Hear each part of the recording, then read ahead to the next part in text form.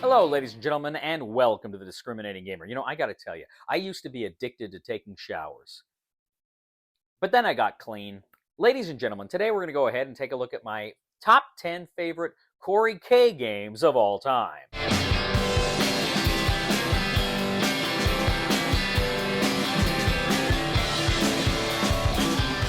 All right, ladies and gentlemen, so we're going to go ahead and take a look at my top 10 Corey K games of all time. I call him Corey K because I don't know how to pronounce his last name and I don't want to insult him. I don't want him to come over here and beat me up because I just assume that's kind of the kind of guy he is. Not really. I'm sure he's a lovely human being. But I want to go ahead and rank my favorite games that he has done here. Now, let me be clear about this. The games that I am putting up here, he may have been the solo designer, he may have been a lead designer, he may have been a co-designer. Essentially, any on BGG, anytime he is listed as a designer, he is considered for this list. So that's what I'm doing here. First of all, just one honorable mention I want to talk about, and that is Rex. Rex, of course, was kind of the updated version of Dune. So, of course, he didn't design the core mechanics, but he did do that version. I think that's a very fun game. And so that is my honorable mention. But now let's go ahead and jump into the list. Number 10 is Star Wars Imperial Assault. Now, Star Wars Imperial Assault, I played through the campaign game. This came out in 2014, I believe. I played through the campaign game. I liked it. I didn't love it. But I did love the two-player skirmish game. I had a lot of fun with that. I played that a ton back in the day. I haven't played it in a while, but I really, really enjoyed that. It was a great game, a great system where you have, of course, the minis, Luke Skywalker, Han Solo, Darth Vader, etc., etc., and you're moving around these kind of tile-created game boards, and you're shooting at each other. You're using the Force. It was very much kind of a dungeon crawl kind of combat skirmish game. One of the best ones I've ever played, frankly. I really like the dice system there, really like the cards and the stuff you could do in the game. It was just a super lot of fun. So I really enjoyed that. That's Star Wars Imperial Assault. That is Fantasy Flight Games, my number 10. All right, my number 9 is a game that, well, there's the game, of course, Battlestar Galactica, which we may talk about later. They lost the rights to that, so they came out with this version, which is essentially an updated version of Battlestar Galactica. But instead of that theme, we have Cthulhu. This is Unfathomable. This came out here just about a year and a half ago. And Unfathomable is a great social deduction game. You're on a ship crossing the Atlantic, and you're being attacked by Cthulhu monsters. And at the same time, you and your friends don't know if among you there's a traitor working for the Cthulhu monsters. And it's a game of treachery and betrayal, and it's great fun. I love the theme. I always like Cthulhu themes. I'm a fan of Cthulhu. I haven't been Cthulhu'd out yet. I really like the Cthulhu theme, and this game is just really good. I played it a few times now with my friends. I'd like to get it to the table more. I got some friends I want to play it with that I think will really enjoy it. But this is Unfathomable. Unfathomable. This is my number 9, and that is from, again, Fantasy Flight Games. My number 8 is a game that has a very rich IP, and Fantasy Flight Games for a while kind of had a license here, and they lost it, so we never saw any expansions, which I was really bummed about. But the base game here is really fun, and I haven't played it for a long time. I gotta hit it again. But this is Forbidden Stars. This is the Warhammer 40K board game, the ultimate Warhammer 40K board game. I know they came out with a Horus Heresy one, and I think I tried to play that one once years ago, and we just kind of couldn't. We didn't have time or something. But Forbidden Stars is just so cool. Great minis, great board, and it's got this system where you lay down your action tokens in the different places, and you can do those. But depending on the order you lay them down, it's kind of reverse order how they're revealed, and everybody's taking their turn, so you don't know how everything's going to fire. But man, alive! It is so much fun and a great combat system. The only downside I know is that the combat system can take a while, and if it's just between two people, people that aren't in on that combat may have some downtime. That's about the only thing I don't like about this game, but it's a beautiful game, plays really cool. It's got a real creepy Warhammer 40K atmosphere, and it's just a lot of fun. So that is number 8. That is Forbidden Stars. Also, stop me if you've heard this. Fantasy Flight Games. My number 7 is a game that is, golly, came out in 2019, and we just got an expansion for it, I think, last year, and it's just, again, a lot of fun. This is Star Wars Outer Rim.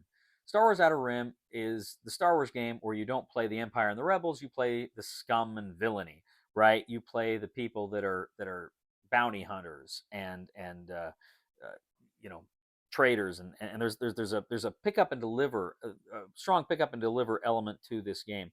But again, you're also chasing bounties. You're trying to avoid, Imperials and rebels sometimes, and some other factions. The base game was a lot of fun, and I played it a lot. But you played it so much, you kind of ran out of things to do, and it kind of lost its sheen the more you played it. But then with the expansion, it's like there's so much more you can do, and you've got these like I can't remember what they're called, quests or something like that, that you have to that each person individually has, and it's a fantastic game. Star Wars Outer Rim is just a lot of fun. It's fun being in that Star Wars universe in kind of this fun and unique way, I really get a kick out of it. So that is number 7, Star Wars Outer Rim. Again, Fantasy Flight Games. Number 6, this was one of the very first games I ever played from Fantasy Flight Games. And it was a World War II game. And so, I used to play like World War II games, but most of what I played was just Axis and Allies and like diplomacy. And I saw this game and I thought it looked really cool, but then I saw there were cards. I'm like, well, I don't play with cards. I like just Axis and Allies. And I ended up picking this up and fell in love with it. And it's a great skirmish game. It's a great World War II battle game that is got a heavy toy factor here. And this is Tide of Iron. Tide of Iron is just this phenomenal game. You've got these really heavy tiles that you put out for your board, and you set up the tiles, and there's like a designer series book where you have like a lot of various game designers write specific scenarios for it, and it's great. You've got infantry that you put on these pegs on these little bases, and then you can make them, flamethrower units or engineers or whatever. And then you've got tanks and you've got mortars, and you're moving around the board, and you can do cover fire. You're always trying to get into places that are advantageous. It's really, ultimately, it's a hex and counter game with toys, is really what this game is. And it does it very, very well. I freaking love this game. And again, it's a game I haven't played for a long time, and I've got everything for it. Now, I've got another game, Company of Heroes, which I really enjoy, which kind of, I played that more and more lately, but I kind of like to get back and play Tide of Iron again, because there was something magic about that game that I really enjoyed. And like I say, it's a great World War II war game, but it's got the toy factor with the plastic. So I really enjoyed that. So that is Tide of Iron. That is my number 6. That too is from Fantasy Flight Games. So at this point, if you haven't guessed yet, all of these games are from Fantasy Flight, because Corey K, of course, was an in-house designer there for years and years and years. And so every game on here is Fantasy Flight. I probably should have said that, but I'm saying that now. All right, my number 5. My number 5 is another H.P. Lovecraft Cthulhu game. But this one is this was the first one I played that I kind of felt was my game, like the game that really spoke to me and got me excited about Cthulhu and stuff. And I played some others, but this one really got me going. This was Eldritch Horror. Eldritch Horror is just this phenomenal game of globe-trotting and trying to find like clues and the resources you need in order to defeat the Ancient One. But it's a great game of adventure. I remember before I played this game, I played a game called Fortune and Glory, which had minis, and it was cute. It was from Flying Frog Games. It was a fun game. But then after I played Eldritch, it was like I just lost all taste for Fortune and Glory, because to me it felt like it did the same thing, but it did it so much better, and it had more horror elements, which I really liked. So super fun game. My friends and I, there was a time, again, Eldritch Horror, that's like all we played, and I haven't played it in a while again. I got to get at the table. This is number 5, Eldritch Horror, again, Fantasy Flight Games. So my number 4 is, I'll just say it, Mansions of Madness, second edition. I love Mansions of Madness. This is to me, this is the best Cthulhu game I've played. It's app integrated and it tells this great story. And it's like you're searching for clues in various towns and stuff. And there's these great stories with the scenarios. You're trying to find all this stuff, and you're trying to find weapons and evidence and stuff like that, but you're being attacked by monsters, and you have to take like psychological horror tests and then physical horror tests, and they can deal damage to you, mental and physical damage, and you're trying to solve mysteries, and you're trying to uh, get everything done you can. I actually, Holly, my friend Holly, for her birthday, I guess it was last December, she wanted to play like the one like big long 6 hour scenario, I think it is, and we played it. It was a little long, it was longer than it needed to be, but it was fun. We had fun, and we always have fun with this game. It's such an immersive experience with that app, and with everything you're doing and the puzzles you solve. I love Mansions of Madness. In fact, I introduced this to Kim, my girlfriend, about a year or two ago, and it's probably her second favorite game of all time. She loves Mansions of Madness. So that is Mansions of Madness. That is number 4. That is from, of course, Fantasy Flight Games. My number 3, getting back to one of the great all-time IPs. This is Star Wars Rebellion. Star Wars Rebellion is such a good two-player asymmetrical game of cat and mouse. One of you is the Rebellion. One of you is the Empire. The Rebellion can't stand up to the Empire militarily. The Empire is just this military machine. Its only advantage lay in the fact that it is hidden. Its base is hidden among all these different star systems. And it takes a long time for the Empire to kind of find where they are. And so meanwhile, while the Empire is trying to track down the base and destroy it, the rebels are doing these kind of pinprick raids. They're sending these their people out on these raids. Han Solo, Luke Skywalker, Princess Leia, Chewbacca, on these raids and on these different missions that can kind of increase their reputation. And then as they're doing that, of course, the Empire is sending out their agents that are trying to sow havoc, to locate the base, and to do other fun and interesting things. So it's just, I've said this before, it is Star Wars in a box. You feel like you're playing the OT in a box every time you play Star Wars Rebellion. It is just a tremendous game, a tremendously fun game. And every time I play this, I have a ball. So that is Star Wars Rebellion. That is from GMT Games. Ha! Just kidding. Fantasy Flight Games. My number 2, this is a game I mentioned earlier, and this is Battlestar Galactica, the board game. I just did my top 10 hidden traders game not too long ago, and I talked about this. It's my number 1 hidden trader game. I absolutely love it. I actually, just a few nights ago, talked my girlfriend into watching the miniseries, the opening miniseries for Battlestar Galactica, because I kind of wanted her to play this game at some point, and she didn't want to. She didn't think she'd like it, but I twisted her arm, and she was amazed. She really enjoyed it quite a bit. She thought it was such a good show. Spoiler alert! You can fast forward here if you haven't seen the show. But at the end of that miniseries, when Boomer is revealed to be a Cylon, she just about screams, "Oh, I can't believe it!"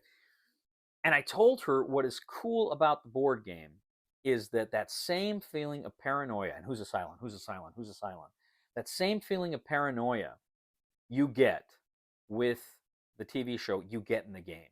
I have never seen a board game so perfectly capture its IP. And again, this is a tribute to Corey. He did a fantastic job here. I mean, it was just brilliant. It was just brilliant. Battlestar Galactica is, like I say, I was playing war games, right? 12, 13 years ago, that's all I was playing was war games. And a friend of mine, we liked the series, he bought this game for me, and we played it one night. And it's like, this is what board games can do. I can have this kind of an experience with a board game. It blew me away. I had no idea how much fun something like this could be. And I love Battlestar Galactica.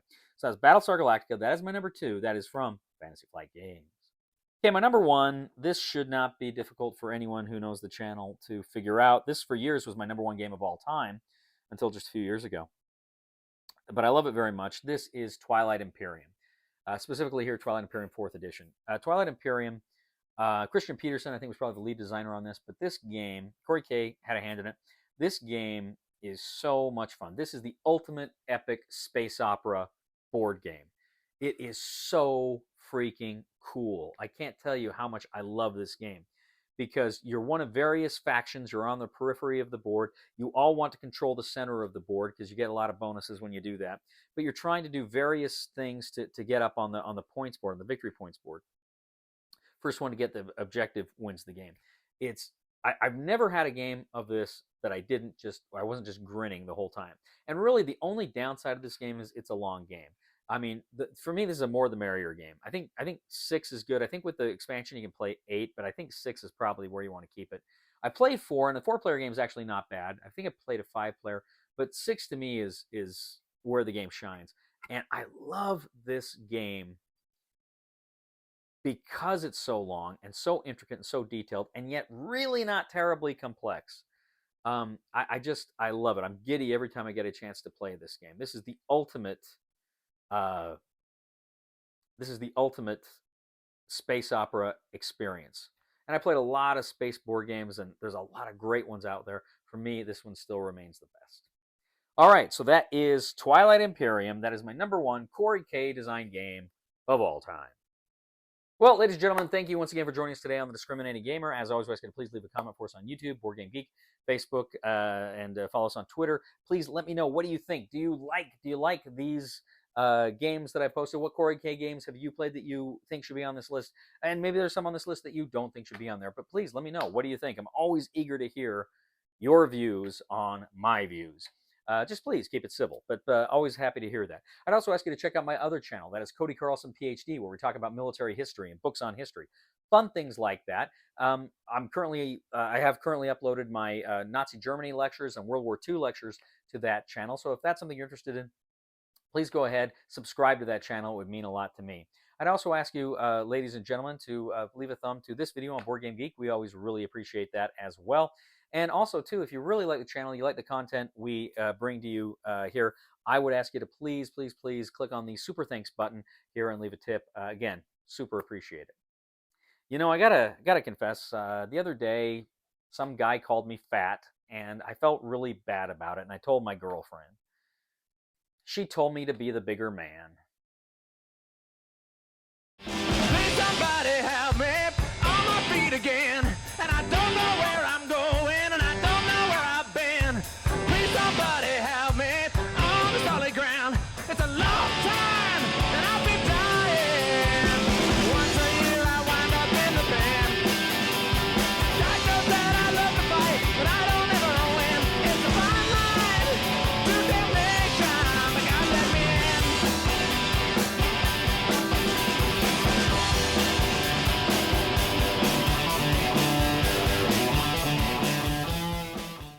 Why do you think I'm a Cylon? Because you're acting like a Cylon. You got all these cards. Look at all these freaking cards. I've got the cards because I haven't, like... Because you're smiling when we call you a And what is Cylon. it? It is green and purple is the colors? Play what you can. Play what you Those are can. colors you have.